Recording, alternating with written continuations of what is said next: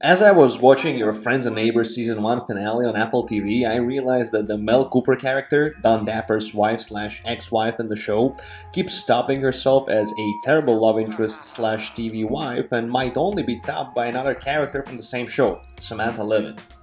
I am going to get into why that is, so if you want a spoiler warning, consider this to be it.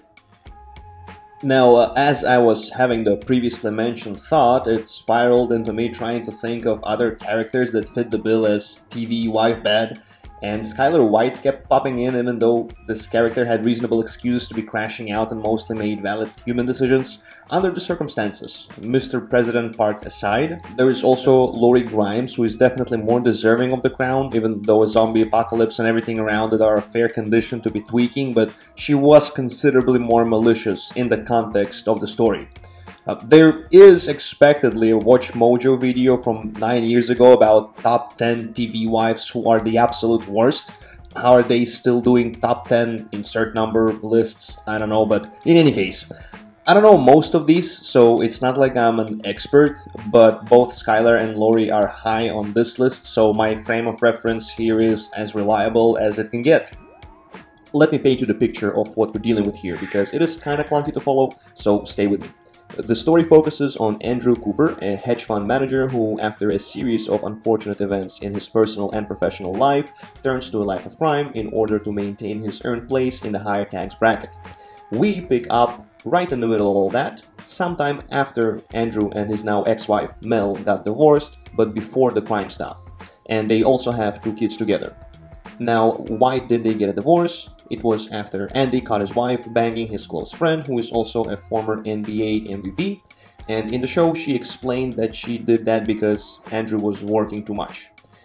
Later on, Andy Cooper does not go full shining, instead giving his wife a divorce, moving out of the house he paid for, letting the former NBA MVP/his friend, or maybe not so much now, move into his house and proceed to bond burger his no longer wife. Sometime after that, Andy gets fired from the hedge fund. He finds himself in financial trouble, no support, and a life full of not-so-friendly neighbors and not-so-neighborly friends. He starts stealing stuff that is expensive but not noticeable, or so he thinks, gets into his own shenanigans, and we also find out that he's kind of dating one of the other neighbors, who is going through a divorce as well, and that is our other contestant, Samantha. During the course of the season, we see Mel get her way, be shitty to everyone in her life, cheat again, this time with her ex-husband on her current NBA MVP boyfriend, then she proceeds to gaslight everyone, has an altercation with Samantha over her banging her ex-husband in front of her current boyfriend that she has already cheated on, but he does not know that yet. Then she punches Samantha in public after the other one slapped her. People film it and it goes viral, so that's kind of embarrassing. Then she offers no support to anyone in her family yet again, while demanding everyone's support and understand her, and eventually finish the season with no character development or growth. And her motivation for all of that, I have no idea. And the reason why she is contested only by Samantha, and that came to be really in the last episode of the show, is that Samantha was a waitress when she was younger. Then she met a rich guy who she didn't really like but went along with because here comes the money! Here we go! He then, later on in their marriage, cheats on her with another waitress, and they go through a rough divorce, and we find out that her ex-husband Paul is found dead in their house during the course of the show, where he wasn't living at that point, so he had no reason to be there. That becomes a mystery. Who killed Paul, why, and Andy Cooper is the primary suspect. I'm not going to get into how, why it happened, you should watch the show. But in the finale, we find out that nobody actually killed Paul, he in fact shot himself in the head. But there were 2 other bullets in him that were shot into him post-mortem, so how does that happen? Well, it turns out that Samantha, while visiting her parents with her kids, was FaceTiming Paul, who called her as he was drunk in her house, and he was crashing out about wanting to get back together. She then sees him pop himself on livestream, and the first thing she thought about was that his $20 million life insurance doesn't cover self-elimination. So she heads back to her house, puts a couple of more slugs into his limp body, plants the gun in Andy's car, and frames him for the murder that never happened. And her explanation as to why she did it after being caught is because she deserved the money, since she had to sleep with Paul all these years and he's not really handsome or charming or funny. So we have one character that does some pretty bad stuff without any noticeable proper motivation, and we have another character that does arguably worse stuff because of fairly terrible motivation. And this theme is present across this show. Your Friends and Neighbors show us characters that are not good people and for the most part lack growth and self-awareness. The few characters we can root for, outside of the lead, portrayed by Jon Hamm, are his friend Barney and his sister Allie.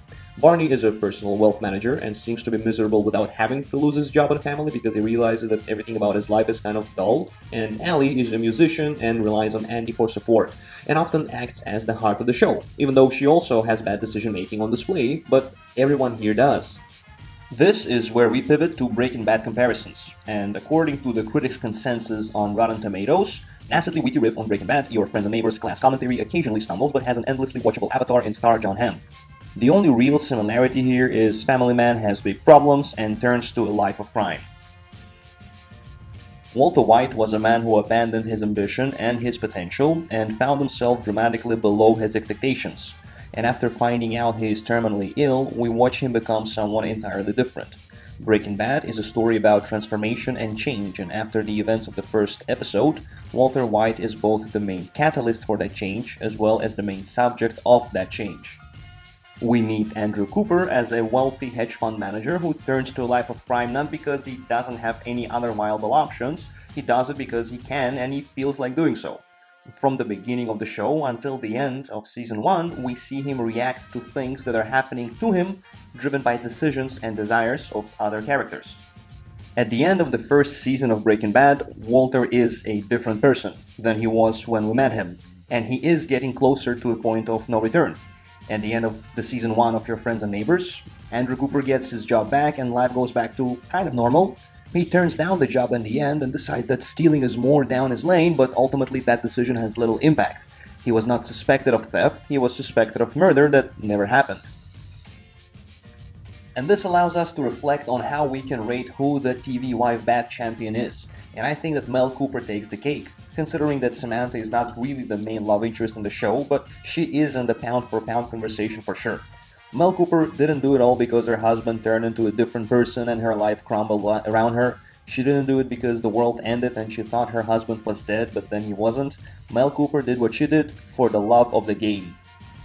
I think that a fair comparison to make for Your Friends and Neighbors is that it kind of meets Californication, Barry, and Weeds somewhere in the middle.